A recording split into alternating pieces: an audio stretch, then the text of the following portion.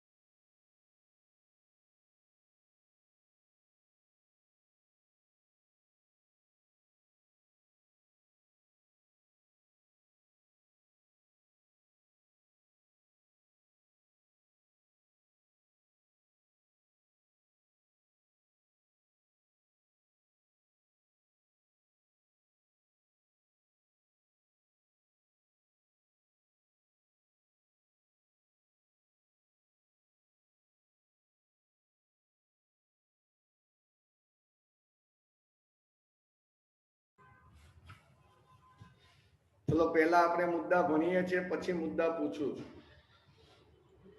ચલો, ધંધાનો પ્રકાર અને સ્વરૂપ એ જોતા પહેલા અમુક મુદ્દા ટીક કરી નાખો. ચોપડીની અંદર પાઠ્યપુસ્તક હોય તો પાઠ્યપુસ્તકમાં ટીક કરવાનો ફટાફટ. પેન લઈ લો. લઈ લીધી પેન? જો પેન લઈ લીધી હોય તો ટીક કરો મુદ્દો. એક ત્રીજા નંબરનો મુદ્દો. એક ત્રીજા નંબરનો મુદ્દો આખો મોસ્ટ આઈએમપી. આખો મોસ્ટ આઈએમપી. પછી 8મા નંબરનો મુદ્દો મોસ્ટ આઈએમપી. 9મા નંબરનો મુદ્દો આઈએમપી. ત્રીજો, 8મો, 9મો. આ 3 વધારે કરવાના. અને આપણે ભણીએ છીએ કાર્યશીલ મૂડી. કાર્યશીલ મૂડી એટલે રોજબરોજના ખર્ચા ને પહોંચી વળવા માટે જે મૂડી જોઈએ તે. અને એની અંદર અસર કરતા એટલે સારા અને ખરાબ માટેની વાત ચાલે છે. ચલો, હવે પહેલું કીધું છે ધંધાનો પ્રકાર અને સ્વરૂપ. તો ધંધાના અલગ અલગ પ્રકારો અને સ્વરૂપો કાર્યશીલ મૂડીને અસર કરે છે. ધંધાના અલગ અલગ પ્રકારો અને સ્વરૂપો કાર્યશીલ મૂડીને અસર કરે છે. કઈ રીતે? તો અંદર આપણને કીધું છે કે જો જાહેર ઉપયોગિતાની સેવા આપતી કંપની હોય, જાહેર ઉપયોગિતા 11માં આવતું હતું BA માં, જાહેર ઉપયોગિતાની સેવા આપતી જે પણ કંપનીઓ છે, જેવી કે તો વિદ્યુત કંપની બધાને સેવા આપે, ગેસ કંપની બધાને સેવા આપે વગેરેને ઓછી કાર્યશીલ મૂડીની જરૂર પડે. કેમ? તો થોડું લોજિક તોડાવે કે વિદ્યુત કંપનીને ઓછી કાર્યશીલ મૂડીની કેમ જરૂર પડે. તો એને આપણને ખબર છે, આપણા ઘરે જો ટોરેન્ટ પાવર હોય, GEB હોય, તો એ લોકોની વીજળી આપણને જે મળે છે આપણને દર 2 મહિને અથવા કોઈને દર 1 મહિને બિલ આવતું હશે. તમે બિલ ભરો છો એટલે કંપની પાસે પૈસા જાય છે, એટલે એને કંપનીને રોકાણ ઓછું કરવું પડે, એટલે કે પૈસાની જરૂર ઓછી પડે છે. યાદ રાખજો. એ રીતે ગેસ કંપનીમાં આપણને ગેસ પ્રોવાઈડ કરે તરત પૈસા લઈ જાય છે. અને નહીં તો બીજી જે ગેસ કનેક્શનની લાઈનો હોય તો એ મહિને મહિને બિલ આપે છે. બિલ ભરો તો તમારે ચાલુ રહે, નકર કાપી જાય છે, બંધ કરી દે છે. હવે અંદર એ જ કહેવા માંગીએ છીએ કે આવી કંપની જે છે એને ઓછી કાર્યશીલ મૂડીની જરૂર પડે. કેમ? કારણ કે ગ્રાહક પાસેથી રોકડ એને મળતી જ રહે છે.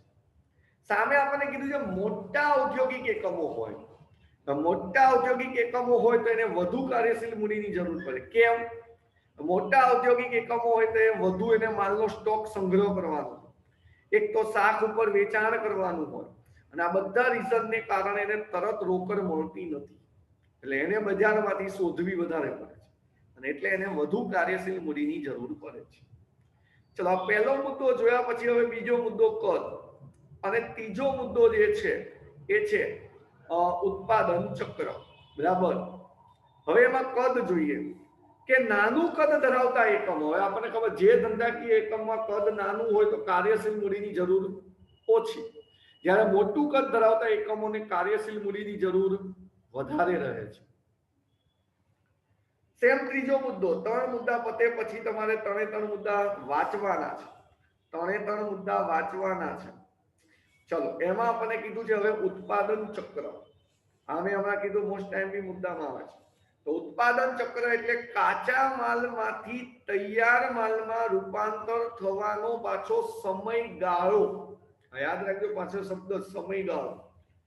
કે તમે કાચા માલમાંથી એને તૈયાર માલમાં રૂપાંતર કરો છો, તો એ રૂપાંતર કરવા માટે કેટલો સમય લાગે છે, એ જે સમય લાગે છે એ સમયગાળાને જ કહેવામાં આવે છે.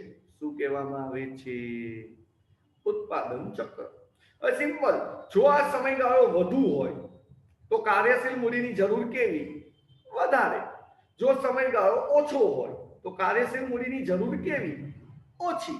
આ સિમ્પલ લોજિક છે. એટલે આ સમયગાળો વધુ તેમ કાર્યશીલ મૂડીની જરૂર વધુ, જેમ સમયગાળો ઓછો તેમ કાર્યશીલ મૂડીની જરૂર ઓછી રહે છે. હવે એવા કયા ઉદ્યોગો છે? તો આમાં આપણને કીધું છે લોખંડ અને સ્ટીલ ઉદ્યોગ, સુતરાઉ કાપડ, ઉદ્યોગ વગેરેમાં વધુ મૂડી. કેમ? કારણ કે આ બધામાં ઉત્પાદન થવાનો સમયગાળો વધુ હોય છે. જ્યારે ખાંડ ઉદ્યોગ, ડેરી ઉદ્યોગ આ બધામાં ઉત્પાદનનો સમયગાળો ઓછો હોય છે, એટલે એમાં ઓછી મૂડીની જરૂર પડે છે. ચલો આપણે અહીંયા 3 મુદ્દા ટોટલ પૂરા થઈ ગયા. ચલો ફટ્ટાનું ફટ વાંચી નાખો. તમારા સ્ક્રીન ઉપર આવી રહ્યો છે પહેલા નંબરનો મુદ્દો, તમે એને જોઈ શકો છો અને વાંચી શકો છો.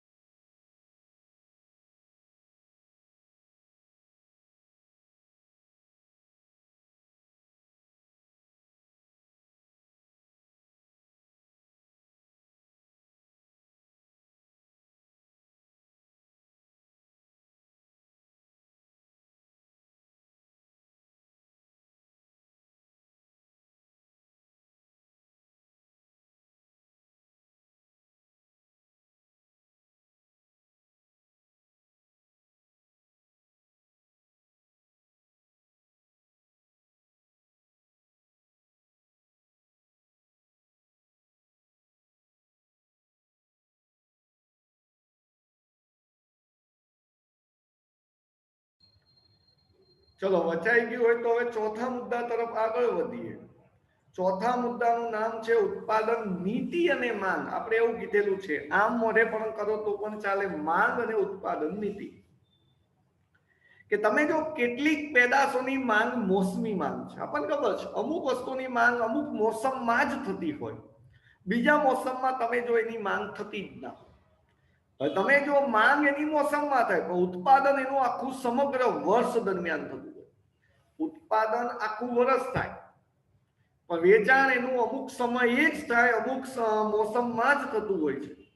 તો આખું વર્ષ એનું ઉત્પાદન ચાલુ રાખવા માટે ત્યાં વધુ કાર્યશીલ મૂડીની જરૂર પડે. જેમ કે તમે જો પતંગ આવી જ રહ્યો છે ભાઈઓનો અને આમ તો અમુક છોકરીઓનો ફેવરિટ તહેવાર પતંગ. ઉત્તરાયણ આવી રહી છે, ઉત્તરાયણમાં પતંગ લોકો ઓછા ચગાવે એટલા તો ડાકોરિયા વધારે મારતા હોય છે. કારણ કે હવે સમય એવો આવી ગયો છે પતંગ ચગાવવાનું છું, ધાબા ઉપર ખાલી ભેગા થાય, ખાવાની પાર્ટી કરે ને ગરબાની પાર્ટી કરે ને ફટાકડા ફોડવાની પાર્ટી કરે, પણ પતંગ ચગાવવાની પાર્ટી નહીં કરે. છે તહેવાર પતંગ. અંદર કીધું છે પતંગ કે ફટાકડા ઉદ્યોગ, તમે જો એનું વેચાણ એના સમયે જ થતું હોય પણ તમે જો એનું ઉત્પાદન આખું વર્ષ થાય છે. છત્રીની માંગ, આ બધાની વસ્તુ જે અહીંયા ઉદાહરણ લખ્યા છે એનું ઉત્પાદન જે છે 12 માસ થતું હોય છે પણ વેચાણ એના અમુક સમય માટે જ થાય છે. એટલે આના માટે તમારે જો કાર્યશીલ મૂડીની જરૂર વધારે પડે છે. આગળ પાંચમો મુદ્દો આપણને કીધો છે એ છે કાચા માલનો સંગ્રહ. ઉત્પાદન કરતી કંપની આપણને ખબર છે કેટલાક સંજોગોમાં કાચા માલનો સંગ્રહ કરવો પડે. કેમ? કારણ કે અમુક કાચો માલ એવો હોય જેને અમુક સમય જ મળે. આપણે ઉપરના મુદ્દામાં એવું થઈ ગયું કે વેચાણ અમુક સમયે થાય, અહીંયા ઉત્પાદન અમુક સમયે થાય છે. વેચાણ બારે માસ થતું હોય છે. તેથી આનું ઉત્પાદન જ્યારે થાય ત્યારે આપણે માલ આખા વર્ષનો સંગ્રહ કરવો પડે છે અને એટલે પણ કાર્યશીલ મૂડીની જરૂર વધારે પડે છે. જેમ કે અંદર કીધું છે ચોક્કસ ઋતુમાં જ કાચો માલ મળી શકતો હોય ત્યારે કાચા માલના પ્રાપ્તિ સ્થાનો મર્યાદિત હોય, યોગ્ય સમયે કાચો માલ ન મળી શકતો હોય વગેરે, અને આવા સમયે તમે જો કાર્યશીલ મૂડીની જરૂર વધારે, કાર્યશીલ મૂડીની જરૂર કેવી થાય છે? વધારે જરૂર પડે છે. યાદ રાખજો ચોક્કસ ઋતુમાં જ કાચો માલ મળી શકતો હોય. જેમ કે એક્ઝામ્પલ તરીકે ઘઉંનું ઉત્પાદન તો આપણને ખબર છે શિયાળામાં ઠંડીના સમયે જ થાય છે. હવે એનું ઉત્પાદન ઠંડીના સમયે થાય, બરાબર, એનું વેચાણ તમે જો બારે માસ થતું હોય છે. અમુક લોકો સાહેબ અમે તો આખા વર્ષનું એક સાથે જ લઈએ, એનું સિઝન હોય તો વેચાણ તો કે તમે અને હું બધા ભલે ગમે ત્યારે આખા વર્ષનું લઈ લઈએ, પણ તમે અત્યારે કદાચ ઘઉં લેવા જાવ તો મળે જ, બરાબર. ચલો આગળ કીધું છે છઠ્ઠો મુદ્દો શાક નીતિ. પણ એ જોતા પહેલા આમ તો શાક નીતિ ભણી લઈએ કે જો ઉત્પાદકો વસ્તુનું વેચાણ શાક ઉપર કરવા માંગતા હોય તો વધુ થતું હોય, શાક એટલે આપણને ખબર હોવી જોઈએ ઉધાર વેચાણ, શાક એટલે ઉધાર વેચાણ, બરાબર, કે જ્યારે વસ્તુનું વેચાણ શાક ઉપર થતું હોય, વધુ ઉધાર થતું હોય તો પછી મૂડીની જરૂર વધારે પડે. કેમ? આપણે ઉત્પાદન અને માલનો સંગ્રહ કરવા માટે પૈસા તો જોઈએ, કારણ કે આપણે જેને ઉધાર વેચ્યું છે એ તો પૈસા અમુક સમય જ આવશે. જ્યારે આ ઉત્પાદકો કાચા માલની ખરીદી હોય, ધારો કે તમારે કાચા માલની ખરીદી તમે કરો છો ને એ શાક ઉપર હોય તો ભાઈ તમે કાર્યશીલ મૂડીની જરૂર કેવી? ઓછી. તમે લોકોને ઉધાર આપો છો અને તમારે માલનો સ્ટોક ભરવો છે તો તમારે કાર્યશીલ મૂડીની જરૂર વધારે પડે.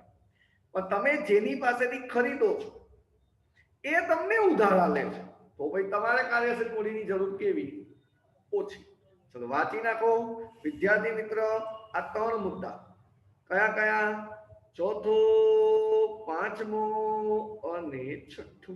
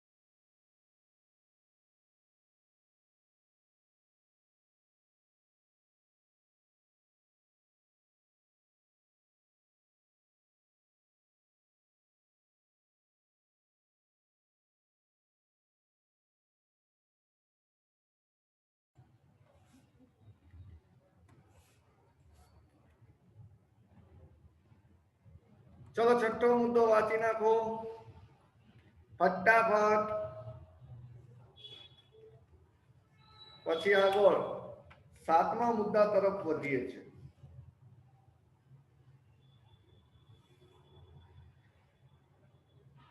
ચલો વચાઈ ગયું હોય તો હવે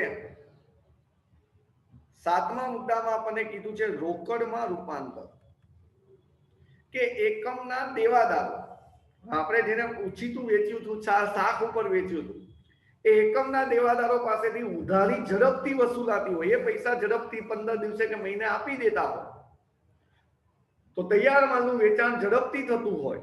એક યાદ રાખજો, દેવાદારો પૈસા આપણને ઝડપથી આપી દે છે ને આપણે જે વેચાણ કરીએ છીએ એનાય પૈસા આપણને ઝડપથી મળી જાય છે, તો પછી ત્યાં કાર્યશીલ મૂડીની જરૂર કેવી રહે છે?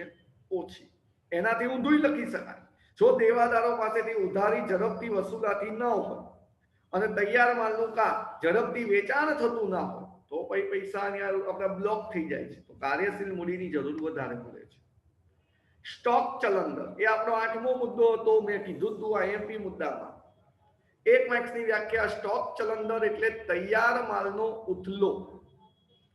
તૈયાર માલનો ઉથલો, બરાબર. ઉથલો એટલે શું? તો ઉથલો એટલે આમ યાદ રાખજો, તો ખાસ યાદ રાખજો કે મૂળ સ્ટોક કરવો અને સ્ટોક કરીને પછી જ્યારે ભાવ આવે ત્યારે એને વેચી નાખવું, બરાબર. એટલે અંદર કીધું છે જો એકમમાં તૈયાર માલનો સ્ટોક વધુ રાખવામાં આવતો હોય, જો અંદર તૈયાર માલ લોકો અત્યારથી સંગ્રહ કરે અને જ્યારે સારો ભાવ આવે, બરાબર, તો વેચી નાખે. તો અહીંયા તમે જો જ્યારે ભાવ આવે ત્યારે વેચવાનું, ત્યાં લગી તો આપણે શું કરવાનું? સંગ્રહ કરવાનો. હવે સંગ્રહ કરીએ તો કાર્યશીલ મૂડીની જરૂર શું પડે? વધારે પડે. યાદ રાખજો, જો એકમમાં તૈયાર માલનો સ્ટોક વધુ રાખવામાં આવતો હોય, વધુ રાખીએ એટલે આપણે મૂડીની જરૂર પડે. કેમ? કારણ કે જ્યાં લગી ભાવ ના આવે ત્યાં લગી આપણે વેચવાના નથી. ચલો 9મો મુદ્દો, કામગીરીની કાર્યક્ષમતા. આ મુદ્દો મેં તમને કીધો હતો કે ઓછા પ્રયત્ને વધારે પરિણામો મેળવવા એટલે સંચાલકીય કામગીરીની કાર્યક્ષમતા. આ વ્યાખ્યા તમને લાગુ પડે છે કે ઓછા મહેનતે વધુ રિઝલ્ટ લાવવું, અને આપણને ખબર એ રિઝલ્ટ ચોરીથી જ આવે, હા, અને કા બાજુમાંથી કોપી કરીને આવે. બાકી ઓછા પ્રયત્ને સારા પરિણામ તો હું નથી માનતો આવતા હોય, હા, અને આવે તો આ બે રીતે જ આવે, ચોરી કરીને આવે અને કા બાજુમાંથી લખીને આવે. ઓછા પ્રયત્ને વધારે પરિણામો મેળવવા એટલે સંચાલકીય કામગીરીની કાર્યક્ષમતા. જો આ કાર્યક્ષમતા સારી હોય તો બગાડ ઘટે, સાધનોનો મહત્તમ ઉપયોગ થાય, અને સાધનોનો જો મહત્તમ ઉપયોગ થતો હોય, બગાડ ઘટતો હોય, તો પછી ત્યાં તમારે કાર્યશીલ મૂડીની જરૂર ઓછી પડે છે. એટલે અંદર કીધું છે એકમમાં ઉપલબ્ધ સાધનોનો મહત્તમ ઉપયોગ કરી, બગાડ ઘટાડી, ઝડપથી ઉઘરાણી કરી કાર્યશીલ મૂડીની જરૂરિયાત ઘટાડી શકાય છે. છેલ્લે કીધો છે નફાની ફાળવણી. છેલ્લે શું કીધો છે? નફાની ફાળવણી. કે જો ધંધાકીય એકમ નફામાંથી મોટો ભાગ ડિવિડન્ડ સ્વરૂપે વેચી નાખે, ધારો કે કોઈ કંપનીને નફો 50 કરોડનો થયો, એમાંથી એને 20 કરોડ રૂપિયા ડિવિડન્ડ સ્વરૂપે ફાળવવાના છે, અને જો 20 કરોડ ફાળવી નાખે તો ધંધામાંથી રોકડ વધુ વહી ગઈ, 30 કરોડ જ વધી, તો એને કાર્યશીલ મૂડીની જરૂર વધારે પડે. પણ હવે આ 20 કરોડ ફાળવવાની હતી, એમાં 10 જ કરોડ ફાળવી, 10 કરોડ રાખી, તો 30 કરોડ તો હતા, 10 કરોડ ફાળવ્યા નથી એટલે 40 કરોડ રહ્યા, તો કાર્યશીલ મૂડીની જરૂર કેવી રહે છે? ઓછી. ચાલો, આ મુદ્દો અહીંયા 10મો પૂરો થયો, 9મો પૂરો થયો, 8મો પૂરો થયો અને 7મો પણ પૂરો થયો. 7મો 8મો ફટાફટ વાંચી નાખવાનો.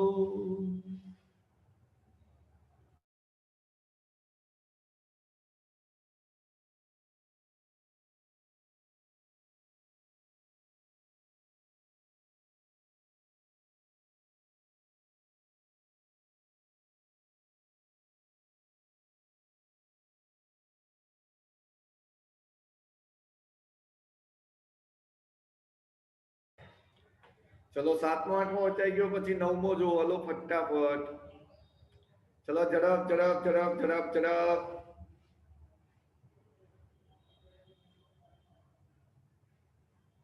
અને 9મો વચાઈ જાય પછી હારે હારે 10મો પણ.